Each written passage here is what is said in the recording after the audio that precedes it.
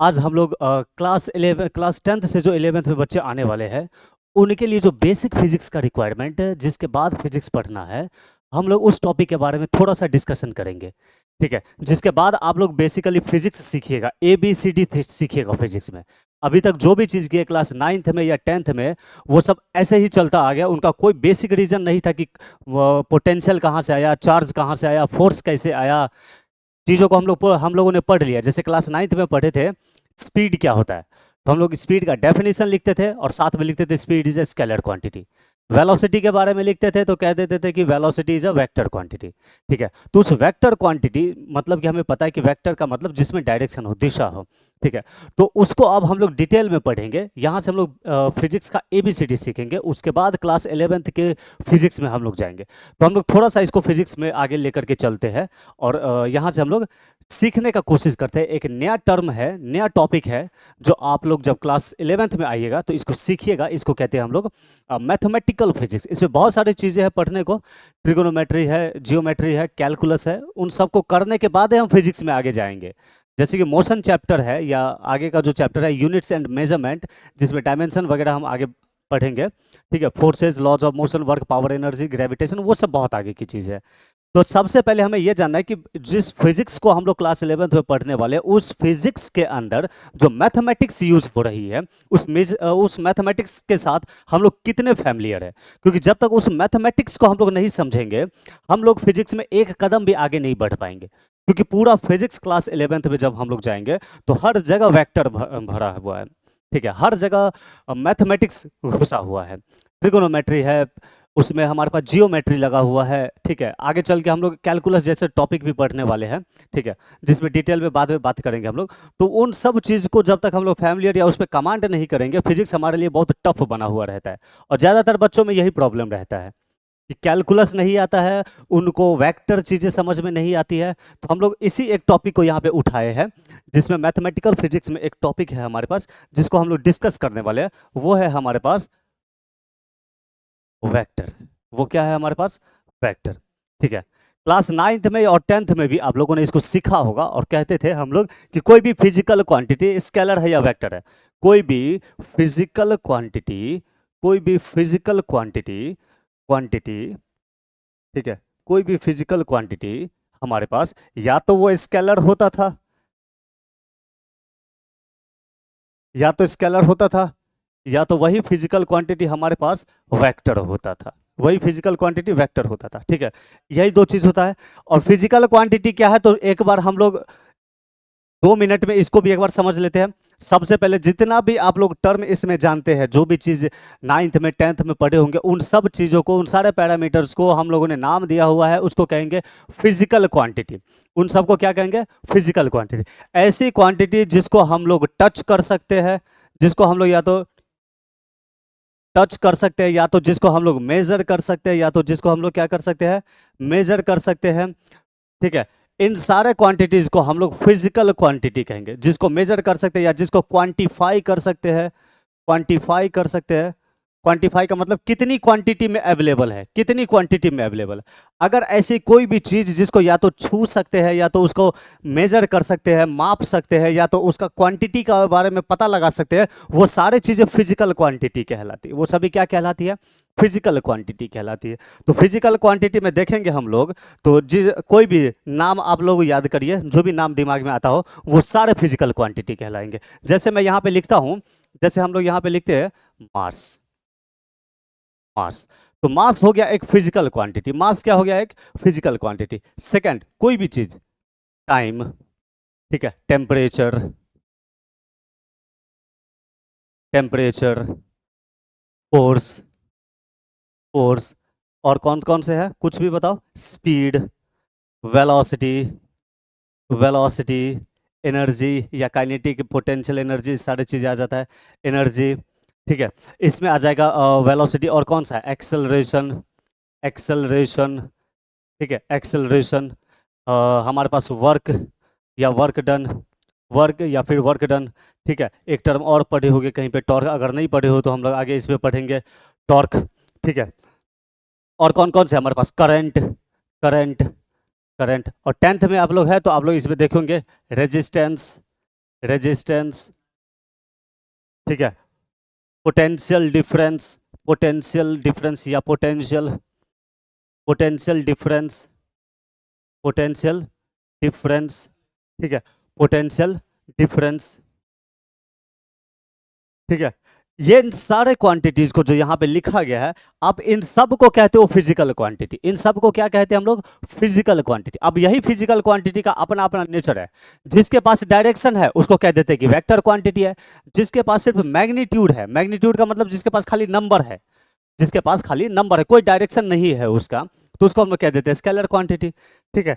तो हम लोग इसमें देखेंगे, जैसे मास स्केलर क्वांटिटी लिखते हैं, टाइम स्केलर क्वांटिटी लिखते हैं, टेम्परेचर स्केलर क्वांटिटी लिखते हैं, फोर्स वेक्टर क्वांटिटी लिखते हैं, स्पीड स्केलर क्वांटिटी लिखते हैं, velocity vector quantity, energy scalar quantity, ये जितने भी है, एक्सेलरेशन स्केलर वेक्टर क्वांटिटी, ये जितने भी क्वांटिटीज होती है फिजिकल क्वांटिटीज कहलाती है, ठीक है। इन्हीं फिजिकल क्वांटिटीज के बारे में जब हम लोग क्वांटिफाई करते हैं या इसका कैलकुलेशन करते हैं, इसका हम लोग वैल्यू जब निकालने की कोशिश करते हैं, तो आगे चल के हमें वेक्टर का यूज करना पड़ता है। विदाउट वेक्टर हम लोग इसको कैलकुलेट करना हमारे लिए संभव नहीं होते हैं। तो इसमें से एक टॉपिक हम लोगों ने उठाया है यहाँ पे, जिसका बेसिक आइडिया हमारे पास अभी होना चाहिए, क्लास 11th में अभी होना चाहिए हमारे पास, वेक्टर का एक बेसिक आइडिया होना चाहिए, ठीक है। हम लोग इसी को आगे लेके चलेंगे और बहुत चीज़ें समझेंगे वेक्टर में, जो बहुत आसान हो जाएगा। अभी थोड़ी देर में पढ़ाएंगे हम लोग। तो समझ में आ गया क्या होता है फिजिकल क्वांटिटी? किसके बारे में पूरे फिजिक्स में पढ़ते हैं हम लोग? Physical quantity. किसको कहते हैं फिजिकल क्वांटिटी? ऐसी चीजें जिसको या तो टच कर पाए, या तो मेजर कर पाए, या तो क्वांटिफाई कर पाए, उसको फिजिकल क्वांटिटी कहते हैं। एग्जाम्पल के लिए कौन कौन से नाम होंगे इसमें? बहुत सारे एग्जाम्पल है, और भी आगे लिख सकते हैं हम लोग, इसके आगे भी लिख सकते हैं, लेकिन फिलहाल के लिए इतने से आइडिया हो जाएगा कि हम लोगों को फिजिकल क्वांटिटी क्या क्या चीजें हैं, ठीक है। तो ये सारे आ गए फिजिकल क्वांटिटी। उन फिजिकल क्वांटिटीज में कोई स्केलर है, कोई स्केलर होगा, कोई वेक्टर होगा। अब हम लोग पढ़ने वाले हैं वेक्टर के बारे में। स्केलर के बारे में पढ़ने की जरूरत नहीं है, क्योंकि स्केलर मैग्नीट्यूड होता है। आप आराम से नंबर को ऐड करिए, -2 +5 ऐड करते जाइए, नंबर में कोई भी प्रॉब्लम नहीं आता है। वेक्टर जिसमें डायरेक्शन होता है उसके बारे में हम लोगों को प्रॉब्लम होता है, तो उसके लिए स्पेशल मैथमेटिक्स चीजें भी यूज करते हैं हम लोग। हम इसमें देखते हैं आगे, ठीक है। तो चलिए हेडिंग डालिए इसमें वेक्टर, इसमें हेडिंग डालिए वेक्टर। क्या नाम है इसका? वेक्टर, ठीक है, वेक्टर। एक छोटा सा डेफिनेशन जल्दी से लिख लेते हैं जिससे कि क्लियर रह जाएगा। तो हमें पता है those physical quantities, those physical quantities, those physical quantities, quantities which has both magnitude, both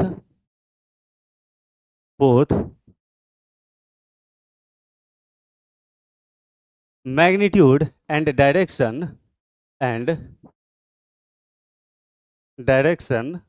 is called vector quantity, is called vector quantity, vector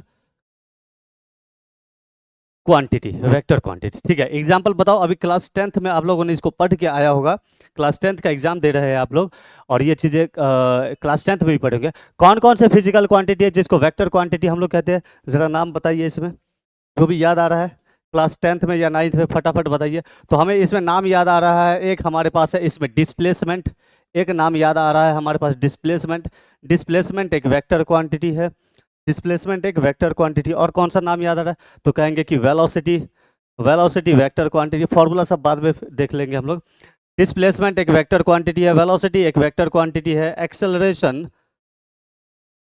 acceleration एक वेक्टर क्वांटिटी है, फोर्स एक वेक्टर क्वांटिटी है, ठीक है। मोमेंटम, मोमेंटम एक vector quantity है, momentum, momentum एक vector quantity है, ठीक है। और हमारे पास कौन कौन से आ जाएगा? फोर्स हो गया, डिस्प्लेसमेंट हो गया, ठीक है, ठीक है, मोमेंटम हो गया। और बताओ हमारे पास कौन कौन से वेक्टर क्वांटिटी है? तो कहेंगे टॉर्क एक वेक्टर क्वांटिटी है, टॉर्क एक वेक्टर क्वांटिटी है, ठीक है, एटसेट्रा, एटसेट्रा, ठीक है। ये सारे वेक्टर क्वांटिटी है, ये सभी क्या है? वेक्टर क्वांटिटी है, ठीक है। ये सभी क्या कहलाएंगे हमारे पास? वेक्टर क्वांटिटी कहलाएंगे। इन सब को आप डायरेक्टली ऐड करना चाहोगे नंबर के साथ तो मुश्किल हो जाता है, बहुत मुश्किल हो जाएगा, नहीं कर पाएंगे ऐड हम लोग। हम आगे देखेंगे क्यों है, ठीक है। तो ये सारे हो गए हमारे पास वेक्टर क्वांटिटीज। और वेक्टर का डेफिनेशन क्या बना? Those physical quantities which has both magnitude and direction, जिसके पास मैग्नीट्यूड मतलब कि नंबर भी हो, ठीक है, नंबर भी हो, और जिसके पास एक डायरेक्शन मतलब एक दिशा भी हो, जिसके पास एक दिशा भी हो, जिसके पास, वो क्या कहलाएगा? एक वेक्टर क्वांटिटी कहलाएगा। कैसा फिजिकल क्वांटिटी कहलाएगा? तो कहेंगे वेक्टर फिजिकल क्वांटिटी, या फिर डायरेक्टली लिख देते हैं हम लोग इसको वेक्टर क्वांटिटी। है तो ये सारा फिजिकल क्वांटिटी, ये सभी कैसा है रे? ये सभी फिजिकल क्वांटिटी है, ये सारे फिजिकल क्वांटिटी हुए, ये सभी फिजिकल क्वांटिटी हुए। तो ये किस टाइप का फिजिकल क्वांटिटी है? तो कहेंगे ये सभी के सभी वेक्टर टाइप का फिजिकल क्वांटिटी है। कैसा है ये? वेक्टर टाइप का फिजिकल क्वांटिटी हुआ ये सभी, ठीक है। तो हम लोग अब आगे चल के वेक्टर के बात करते हैं हम लोग। तो पहले दो चार गो शब्द इसमें वेक्टर में लिख लेते हैं, जो वेक्टर के लिए हमारे पास काम आएगा, वेक्टर को समझने में काम आएगा। तो चलो आगे बढ़ते हैं इसमें हम लोग, ठीक है। तो नेक्स्ट चलते हैं हम लोग, representation of vector. Representation of vector बहुत बढ़िया टॉपिक है, ध्यान से सीखना, ठीक है। रिप्रेजेंटेशन ऑफ वेक्टर, ठीक है। दिखाएंगे कैसे वेक्टर को? अब इसके मैथ में घुस रहे, क्योंकि चैप्टर का नाम है मैथमेटिकल फिजिक्स, ठीक है। तो इसको अब इसको रिप्रेजेंट कैसे करेंगे? तो रिप्रेजेंट करने के लिए हमारे पास सबसे पहला आता है ग्राफिकल मेथड, सबसे पहला आता है ग्राफिकल मेथड, ग्राफिकल मेथड, ठीक है। अब नाम सुन करके डरना नहीं, कोई बहुत बड़ा 30 मार्क खान नहीं है ये सब चीज की हमें डर जाएंगे। दूसरा है हमारे पास मैथमेटिकल, मैथमेटिकल, या फिर ऐसे लिखना ग्राफिकल रिप्रेजेंटेशन। मेथड हटा दो एक बार, graphical representation, representation, graphical representation. दूसरा हो जाएगा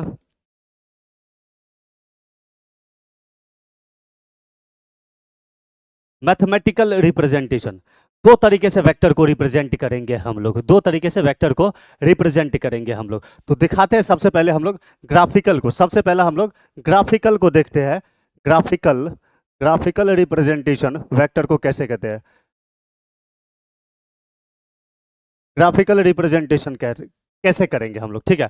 नाम के साथ हम लोगों को लिखना पड़ेगा ताकि हम समझ पाए कि वेक्टर कब लगाना है, किसको लगाना है, ठीक है। हम समझाएंगे यहाँ पे, यहाँ देखो ग्राफिकल रिप्रेजेंटेशन, इसका कहने का मतलब है कि कोई भी चीज, मान के चलो एग्जांपल ले लो यहाँ से, एग्जांपल ले लो यहाँ से कि पटना से, पटना से, पटना से दिल्ली, पटना से दिल्ली हमारे पास, मान लेते हैं यहाँ पे हमारे पास 800 किलोमीटर है। कितना है?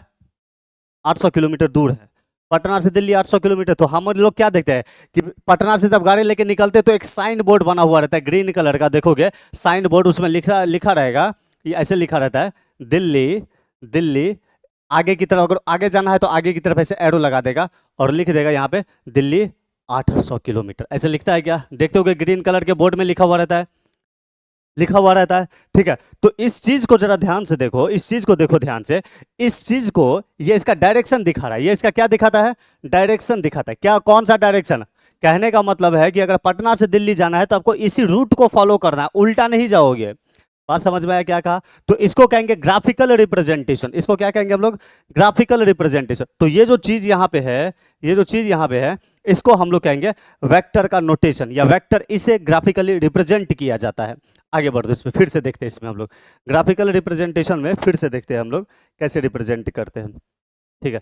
तो देखो यहाँ पर से एग्जाम्पल देखो, फिर से एग्जाम्पल, ये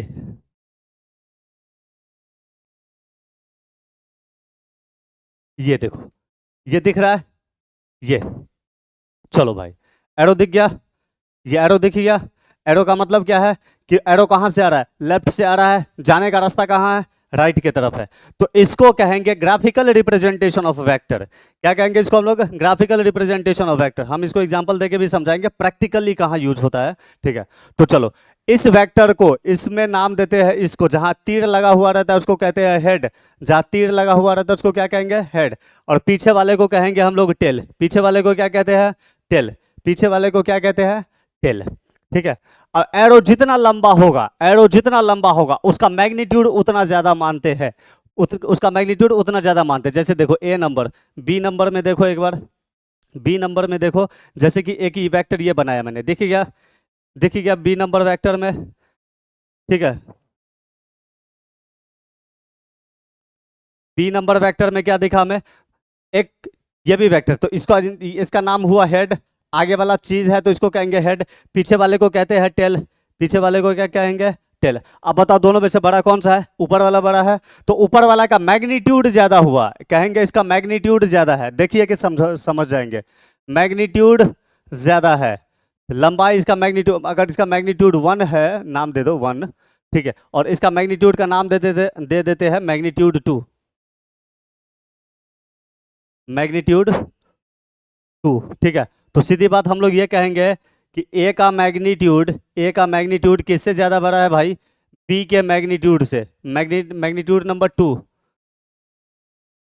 2 से ज़्यादा बड़ा है, ठीक है। ये मैग्नीट्यूड की कहानी हो गई, ठीक है। जितना लंबा लेंथ उतना ज़्यादा मैग्नीट्यूड, जितना छोटा लेंथ उतना छोटा मैग्नीट्यूड, ठीक है। बड़ा लेंथ 100, नंबर में लिखे 100, छोटा हुआ 5, ठीक है। अब वो किलोमीटर है या फिर वो केजी ग्राम में, केजी में है या ग्राम में है, या करंट है या टेम्परेचर है या कोई भी चीज़ है, हो सकता है कि ऊपर वाला है 100 डिग्री सेल्सियस, नीचे वाला होगा 5 डिग्री सेल्सियस, बात समझ में आया, ठीक है। सॉरी, टेम्परेचर में कह दिया, अगर हम लोग हीट के फॉर्म में ले या हम लोग फोर्स के टर्म में ले, ऊपर वाला 100 न्यूटन का फोर्स, नीचे वाला 5 न्यूटन का फोर्स, ठीक है। छोटा में छोटा एरो कम मैग्नीट्यूड, बड़ा एरो ज्यादा मैग्नीट्यूड, ठीक है। वेक्टर का ग्राफिकल रिप्रेजेंटेशन दिख गया क्या, समझ में आया ये, ठीक है। कैसा रिप्रेजेंटेशन है ये सब, ग्राफिकल रिप्रेजेंटेशन कैसा है, ग्राफिकल रिप्रेजेंटेशन, ग्राफिकल रिप्रेजेंटेशन, ठीक है। क्या कहेंगे, ऊपर वाले को हेड, पीछे वाले को टेल, पीछे वाले को टेल, इसको कहेंगे टेल, आगे वाले को हेड, आगे वाले का नाम हेड, पीछे वाले का नाम टेल, ठीक है।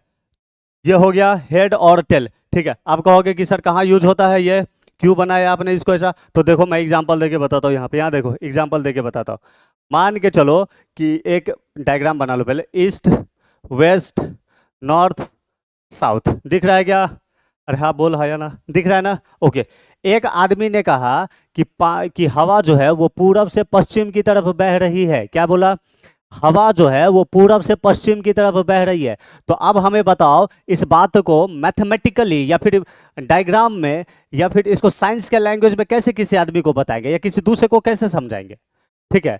हम तो बता देंगे कि हवा चल रहा है, हो सकता है कि हवा का स्पीड है 20 किलोमीटर पर आवर, 1 घंटे में 20 किलोमीटर पर आवर, लेकिन इससे तो उसका नंबर का पता चलता है, मैग्नीट्यूड का पता चलता है, कहाँ चल रहा है हवा भाई, हाँ ऊपर से आ रहा है कि नीचे से आ रहा है कि दाएं से आ रहा है कि बाएं से आ रहा है कि इस कॉर्नर से आ रहा है कि ये कॉर्नर से आ रहा है, हमें क्या पता। तो वहां पे हमें डायरेक्शन दिखाना पड़ेगा कि हवा आ कहाँ से रहा है, तो प्रॉपर लैंग्वेज लिखा हुआ मिलेगा तुमको कि मान के चलो कि हवा पूरब से पश्चिम या ईस्ट से वेस्ट की तरफ फ्लो हो रही है, बह रही है, तो उसको दिखाने के लिए हम लोग ऐसे दिखाते हैं। यहाँ देखो क्या लिखेंगे, जल्दी से बताओ हमें, हेड कहाँ होगा, टेल कहाँ होगा, तो कहेंगे कि पूरब से पश्चिम, तो पूरब से पश्चिम ऐसे देखिए, पूरब से पश्चिम, ठीक है।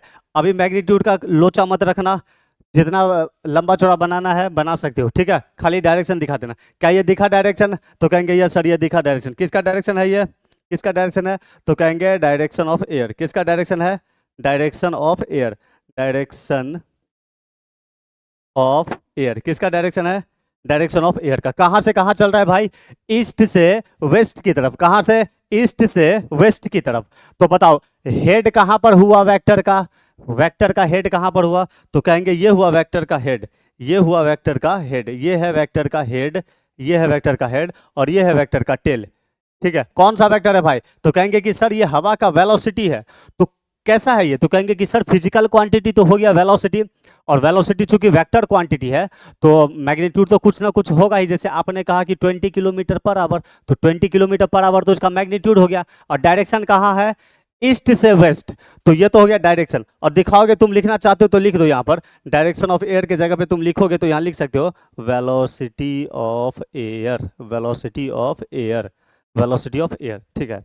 ये हो गया वेलोसिटी ऑफ एयर, कहाँ से कहाँ जा रहा है, ईस्ट से वेस्ट की तरफ। ठीक ऐसे ही एक और एग्जांपल दे दो यहाँ पे, वेक्टर का अगर एग्जांपल देते हैं, मान के चलो कि नदी में पानी बह रही है, ये है नदी, यहाँ से लेकर के यहाँ तक है, ये है रिवर, ये क्या है इसका रिवर, ये क्या है? रिवर। अब रिवर में पानी कहाँ से फ्लो हो रहा है? ये इस तरीके से रिवर में पानी फ्लो हो रहा है। पानी फ्लो हो रहा है तो स्पीड के साथ जा रहा होगा, और डायरेक्शन है तो स्पीड के जगह पर वेलोसिटी शब्द का प्रयोग करेंगे हम लोग। ठीक है, तो ये हो गया हमारे पास, क्या हो गया हमारे पास? पानी फ्लो हो रहा है। ठीक है, पानी का फ्लो हो रहा है। ठीक है, अब बार बार तो ये नहीं ना बनाएंगे हम लोग, हमको तो एक के वो वेक्टर चाहिए। यहाँ पर तो देखोगे तो पानी तो पूरा फैला हुआ है, 1 2 3 4 5 6 7 8 9।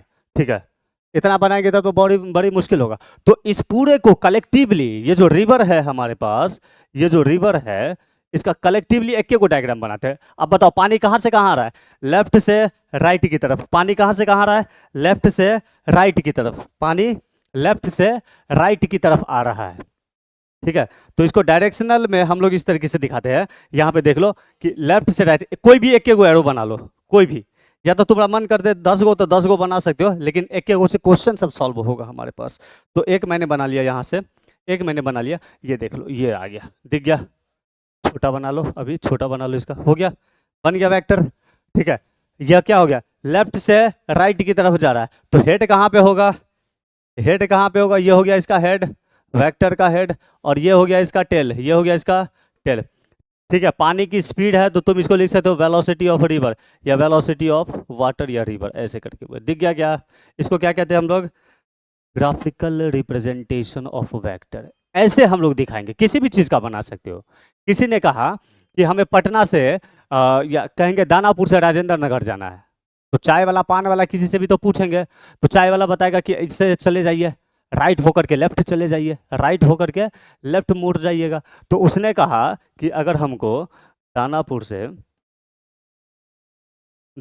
से राजेंद्र नगर जाना है, राजेंद्र नगर जाना है, तो किसी रास्ते में तो फंसे होंगे, तो उसने कहा कि ऐसे चल के ऐसे चले जाइए, बताया होगा कैसे न कैसे। तो ये सब वेक्टर कहलाया। तो इसमें देखोगे तो दो तरीके के वेक्टर जुड़ा हुआ है, एक यहाँ पे और एक यहाँ पे। तो चला कहाँ से? ये हो गया वेक्टर का टेल, ये हो गया इस वेक्टर का हेड, हेड पहला वाला वेक्टर का, और दूसरा वाला वेक्टर ये है, तो दूसरा वाला वेक्टर का हेड हुआ यहाँ पे, और इसी दूसरे वाले का टेल हो गया यहाँ पे। अरे बोल हाँ या ना, समझ में आया वेक्टर कैसे है? ठीक है, इसको कहते हैं ग्राफिकल रिप्रेजेंटेशन ऑफ वेक्टर। किसी भी चीज का बना सकते हैं हम लोग। नल से पानी गिर रहा है तो पानी नीचे बह रहा है, नल से नल खोले तो पानी नीचे गिरा, तो पानी का गिरने का डायरेक्शन कहाँ है? नीचे। खाली ऐसे तो नहीं ना कहेंगे पानी गिर रहा है।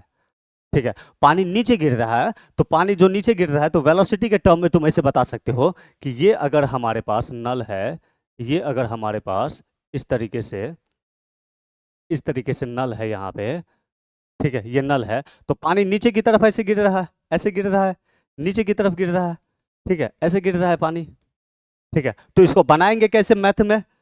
ठीक है, रिप्रेजेंट कैसे करेंगे हम लोग? तो कहेंगे पानी गिर रहा है तो नीचे की तरफ वेक्टर बना लीजिए, ये बना लिया मैंने वेक्टर, हो गया। ठीक है, छोटा सा बना लो, बड़ा बनाओगे तो मैग्नीट्यूड बड़ा, ऐसे तो मैग्नीट्यूड छोटा। ठीक है, तो ये हो गया हमारे पास, क्या हो गया? ये हो गया गिरने वाला पानी का वेक्टर, गिरने वाला पानी का वेक्टर, और इसका ये कहलाया, कहलाया हमारे पास हेड। ये क्या कहलाया? हेड। और ये क्या कहलाएगा? इसका टेल। ये क्या कहलाएगा? इसका टेल। पानी गिर रहा है तो लिख दो velocity of water, velocity of water. कहाँ गिर रहा है भाई? वेक्टर अपने आप बता रहा है कि ऊपर से नीचे आ रहा है, और लिखने का मन करे तो लिख लेना डाउनवर्ड, लिख लेना डाउनवर्ड। हो गया, हो गया, आ गया। समझ में आया बात को कि कैसे लिखेंगे हम लोग वेक्टर को रिप्रेजेंट करेंगे? कितने मेथड, कितने तरीका? दो तरीका। पहला तरीका ग्राफिकल मेथड, ग्राफिकल मेथड में इस तरीके से लिखेंगे। बात समझ में आया क्या? लिख सकते हैं ऐसे।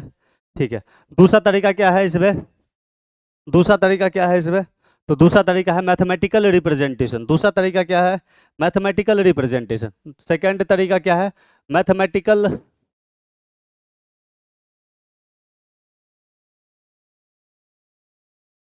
Mathematical representation, representation, mathematical representation of vector, of vector, vector का मैथमेटिकल रिप्रेजेंटेशन। ठीक है, तो इसका मैथमेटिकल रिप्रेजेंटेशन हम लोग इस तरीके से देंगे। ठीक है, यहाँ देखो एग्जाम्पल, देखो यहाँ पर अगर हम लोग लिखते हैं फोर्स, अगर हम लोग लिखेंगे फोर्स, ठीक है, तो फोर्स के लिए शॉर्ट फॉर्म में क्या लिखते हैं? एफ। फोर्स को शॉर्ट फॉर्म में क्या लिखते हैं, एफ, पहला लेटर ले लेते हैं, फोर्स को क्या लिखते हैं, एफ। तो ये एफ तो खाली इसका मैग्नीट्यूड दिखा रहा है।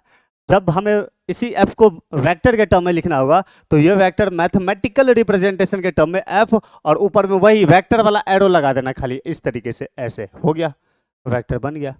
इसको कहेंगे फोर्स वेक्टर। क्या पढ़ेंगे, फोर्स वेक्टर। क्या पढ़ेंगे इसको हम लोग, फोर्स वेक्टर। और कोई एग्जांपल लो वेक्टर वाला क्वांटिटी बताओ। कहेंगे कि सर वेलोसिटी ले लीजिए पहला, तो दूसरा ले लो वेलोसिटी। तो वेलोसिटी का मैथमेटिकल रिप्रेजेंटेशन कैसे लिखेंगे, इसको लिखेंगे हम लोग वी के ऊपर एरो बना देंगे। अब ऐसे नहीं कि कोई कहेगा कि सर ऐसे बना सकते क्या, ऐसे नहीं बनाना है, ठीक है, ऐसे नहीं बनाना है, गलत हो जाएगा। हालांकि सही है लेकिन हम लोग ऐसे नहीं बनाते इसको हम लोग, ठीक है, क्योंकि वेक्टर आगे की तरफ लेकर के चलते हैं। तो वेक्टर हमें ये नहीं बनाना है, इसको बनाना है, ठीक है। और बताओ थर्ड नंबर, एक्सेलरेशन। एक्सेलरेशन भी एक वेक्टर क्वांटिटी है, एक्सेलरेशन। तो एक्सेलरेशन का ए होता है, और इसका मैथमेटिकल रिप्रेजेंटेशन में ए के ऊपर एरो लगा देंगे, ऐसे करते हुए ए के ऊपर एरो लगा देंगे, ए के ऊपर क्या लगा देंगे, एरो लगा देंगे, ठीक है। तो ये क्या हो जाएगा हमारे पास, acceleration. Fourth number displacement. Fourth number क्या है, डिस्प्लेसमेंट। डिस्प्लेसमेंट, डिस्प्लेसमेंट में, डिस्प्लेसमेंट को कोई भी नाम दे दो, किसे इंडिकेट करते थे नाइन्थ में, एक्स या डेल्टा एक्स ऐसे लिखते थे ना, क्या लिखते थे, एक्स। तो इसको वेक्टर के टर्म में लिखेंगे तो हम लोग एक्स के ऊपर वेक्टर लगा देते हैं, एक्स के ऊपर क्या लगा देते हैं, वेक्टर लगा देते हैं, ठीक है। और भी है मोमेंटम, 5 नंबर में, मोमेंटम। मोमेंटम, मोमेंटम नाम सुना है ना मोमेंटम का, भूल नहीं जाना। मोमेंटम को पी से इंडिकेट करते हैं, और वेक्टर के टर्म में पी के ऊपर एरो लगाएंगे, पी के ऊपर क्या लगाएंगे, एरो लगाएंगे। तो ये सभी क्या कहलाएंगे हमारे पास, मैथमेटिकल रिप्रेजेंटेशन। ये सभी क्या कहलाएंगे, मैथमेटिकल रिप्रेजेंटेशन। बॉक्स में जो है वो सभी क्या कहलाएंगे, mathematical representation of vector. Mathematical representation of vector क्या कहलाएंगे, मैथमेटिकल रिप्रेजेंटेशन ऑफ वेक्टर, ठीक है ना। तो वेक्टर को दो तरीके से दिखाते हैं हम लोग, ग्राफ के मेथड से और मैथमेटिकल रिप्रेजेंटेशन के तरीके से, ठीक है ना। अब समझ में आ गया होगा किसी भी फिजिकल क्वांटिटी को।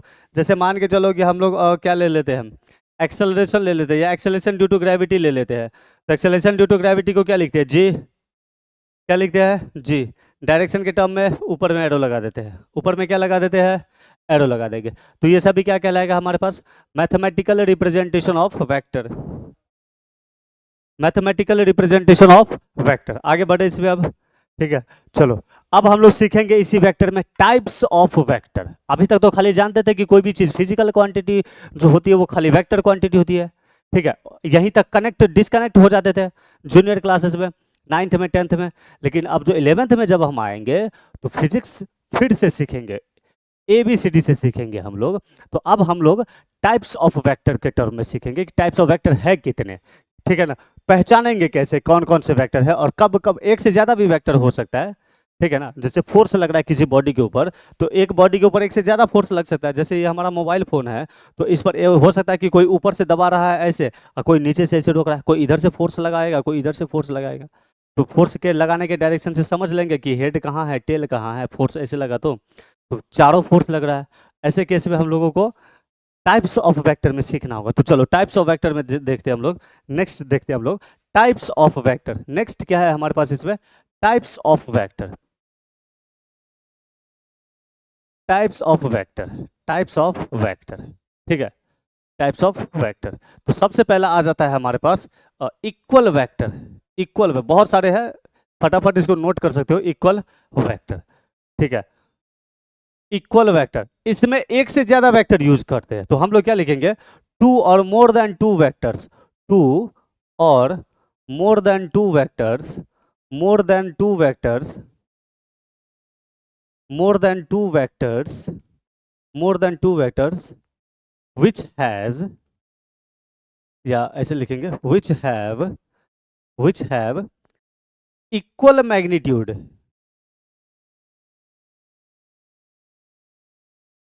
equal magnitude and same direction, and same direction, same direction, ठीक है, is called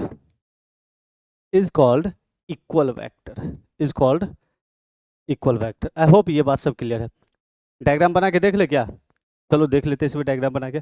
बनाओ। दो वेक्टर बनाना है, दो या दो से ज्यादा। जैसे एक वेक्टर ये हो गया, पहला वेक्टर मिल गया, ठीक है। पहला वेक्टर का नाम रखो, ये हो गया ग्राफिकल रिप्रेजेंटेशन। अब इसका नाम रखो, कौन सा वेक्टर है भाई? तो तुम कहोगे कि सर कोई भी नाम दे दीजिए, वेलोसिटी का नाम दे दीजिए, फोर्स का नाम दे दीजिए, कोई भी दे दीजिए, एक्स दे दीजिए, वाई दे दीजिए। तो हम लोगों ने कोई भी नाम लेकर के यहाँ पे ए और ऊपर एरो लगा दिया। कोई प्रॉब्लम क्या इसमें? नहीं होना चाहिए। अरे बोल हाँ या ना, सही है क्या? वेक्टर है, कौन सा वेक्टर है? ए वेक्टर है। पानी, अगर हवा बह रहा है तो हवा का वेक्टर की जगह पर यहाँ पर वी के ऊपर एरो लगा देते हैं, वेलोसिटी वेक्टर हो जाता है ना। तो ए वेक्टर, और इतने ही लेंथ का एक और वेक्टर है हमारे पास, ये रह गया, ठीक है। इक्वल है, देखो दोनों का मैग्नीट्यूड इक्वल है कि नहीं है? नाम दे दो, कोई दूसरा नाम रखो इस वेक्टर का। इस वेक्टर का नाम रखा मैंने बी वेक्टर, बी के ऊपर एरो लगा दो, दो वेक्टर मिल गया, ठीक है। दो या दो से ज्यादा, लेंथ भी सेम होना चाहिए, डायरेक्शन भी सेम है, सब लेफ्ट टू राइट जा रहा है, ठीक है। एक और बनाना है, एक और बना लो। इन सबको एक साथ कलेक्टिवली हम लोग क्या कहेंगे? Equal vector. इन सबको एक साथ क्या कहेंगे हम लोग? Equal vector. इसका नाम रख दो सी वेक्टर। क्या नाम रख दो? C vector. दिख गया क्या? बात समझ में आया क्या? ठीक है, कितना वेक्टर हुआ? Equal vector. क्या कहेंगे इसको हम लोग? इक्वल वेक्टर, ठीक है। दो या दो से ज्यादा वेक्टर अगर एक ही डायरेक्शन में दिख रहा है, मैग्नीट्यूड भी उसका सेम है, तो कहेंगे वो इक्वल वेक्टर है। जैसे एग्जांपल देख लो यहाँ पे, एग्जांपल देख लो यहाँ पे कि एक दीवार है, एक दीवार है, ये वॉल है हमारे पास, वॉल है, और यहाँ पे तीन लड़का मिल करके फोर्स लगा रहा है। तीनों लड़का यहाँ पे खड़ा होकर के, तीनों लड़का यहाँ पे, तीनों लड़का यहाँ पे खड़ा होकर के इसको पुश कर रहा है, वॉल को पुश कर रहा है, वॉल को पुश कर रहा है। दिख रहा है क्या? वॉल को पुश कर रहा है, तो फोर्स वाला वेक्टर हो गया ना। फिजिकल क्वांटिटी कैसा हुआ? फोर्स वाला। तो ये तीनों लड़का ए बी सी डी, लड़का का नाम है ए बी सी, तीनों लड़का, ये तीनों लड़का कितना फोर्स लगा रहा है? तीनों लड़का जो फोर्स लगा रहा है उसका डायरेक्शन कौन सा है? सबका लेफ्ट से राइट है, इसलिए हेड यहाँ पर है, टेल इसके हाथ में है, हेड यहाँ पे है, टेल यहाँ पे है। तो तीनों का फोर्स मान के चलो, ये 5 न्यूटन का फोर्स लगाया, तो ये बच्चा भी 5 न्यूटन का ही फोर्स लगाया, ये बच्चा भी 5 न्यूटन का फोर्स लगाया। तो तीनों बच्चा जो फोर्स का मैग्नीट्यूड सेम है और तीनों का डायरेक्शन भी सेम है, तो कहेंगे ये तीनों इक्वल वेक्टर हुए। ये तीनों कैसा हुए? इक्वल वेक्टर हुए। तीनों कैसा वेक्टर हुआ? इक्वल वेक्टर हुआ। तीनों कैसा हुआ? Equal vector. तो तीनों को इतना घौच पौच करने के जगह पे डायरेक्टली एबीसी करके एरो बना करके लिख दिए, तो इतना लिखने का जरूरत नहीं पड़ा, डायरेक्टली वेक्टर के टर्म में लिख दिया मैंने इसको, ठीक है। तो ये हुआ इसका वेक्टर की कहानी, ए वेक्टर, बी वेक्टर, सी वेक्टर, ठीक है। और तीनों का मैग्नीट्यूड, मैग्नीट्यूड के यहाँ कितना कितना है रे? ए का मैग्नीट्यूड मान के चलो यहाँ पे 5 न्यूटन, बी का मैग्नीट्यूड 5 न्यूटन, सी का मैग्नीट्यूड 5 न्यूटन। क्या है मतलब फोर्स वेक्टर है, ठीक है। समझने में गलती मत करना, ठीक है। जिसको इस यहाँ पे जो हम लोगों ने दिखाया है वो इस तरीके से, इसी को हम लोगों ने माना है ए वेक्टर, इसी को हमने माना है कि बी वाला का वेक्टर है, सी वाले का वेक्टर है। बात समझ में आया क्या? तीनों कैसा हो गया यहाँ पे? A B C vector, A B C vector, ठीक है। आगे बढ़ो इसमें। अब पहला हो गया इक्वल वेक्टर, सेकंड में आ जाओ इसमें, सेकंड में इसमें आ जाओ। इक्वल वेक्टर के बाद आ जाता है हमारे पास पैरेलल वेक्टर। सेकंड आ जाएगा पैरेलल वेक्टर।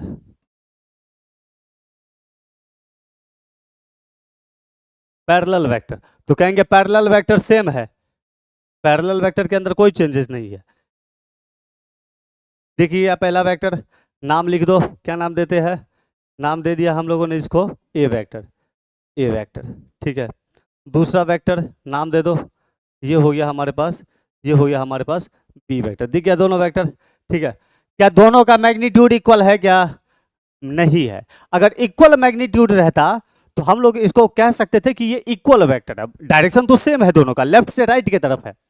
मान के चलो कि हवा चला है, तो ऊपर वाला पंखा से हवा चला है इस साइड में, और यहाँ पर कूलर से हवा निकला है इस साइड में। दोनों का डायरेक्शन सेम है, लेकिन दोनों का मैग्नीट्यूड, पंखा वाला का हो सकता है कि हाई स्पीड पे 5 नंबर पे पंखा चला दिए है, तो ज्यादा इसका मैग्नीट्यूड है, और इसका मैग्नीट्यूड कम है। तो मैग्नीट्यूड में जब डिफरेंस आ जाए, डायरेक्शन भले सेम रहे, तो उसको कहेंगे पैरेलल वेक्टर। क्या कहेंगे उसको हम लोग? Parallel vector.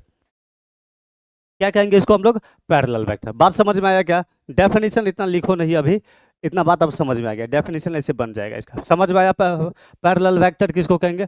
दो वेक्टर जिसका डायरेक्शन सेम हो बट मैग्नीट्यूड डिफरेंट हो तो उसको हम लोग कहेंगे पैरेलल वेक्टर। तो उसको हम लोग क्या कहेंगे? Parallel vector. कोई भी एग्जांपल से ऐड कर लो, जैसे अभी मैंने कूलर और पंखा का एग्जांपल दिया, थर्ड नंबर। ठीक इसका उल्टा anti parallel vector, anti parallel vector third number, तीसरा टाइप है वेक्टर का एंटी पैरेलल वेक्टर। तो सेम रहेगा, सेम चीजें कर दो, एक वेक्टर को ऐसे बना लो, एक वेक्टर को ऐसे बना लो, और एक वेक्टर को ऐसे बना लो, एक वेक्टर को ऐसे बना लो, ठीक है, एक वेक्टर को ऐसे बना लो। तो दोनों का वेक्टर का नाम लिख लो इसमें, ये वेक्टर का नाम हो गया ए वेक्टर, इस वेक्टर का नाम ले लो बी वेक्टर, ठीक है। तो दोनों कैसा है? एंटी पैरेलल है, एंटी पैरेलल। जरूरी नहीं है कि मैग्नीट्यूड इक्वल हो, मैग्नीट्यूड इक्वल लग रहा है क्या? अगर लग रहा है तो इसको भाई थोड़ा सा चेंज कर सकते हो तुम लोग,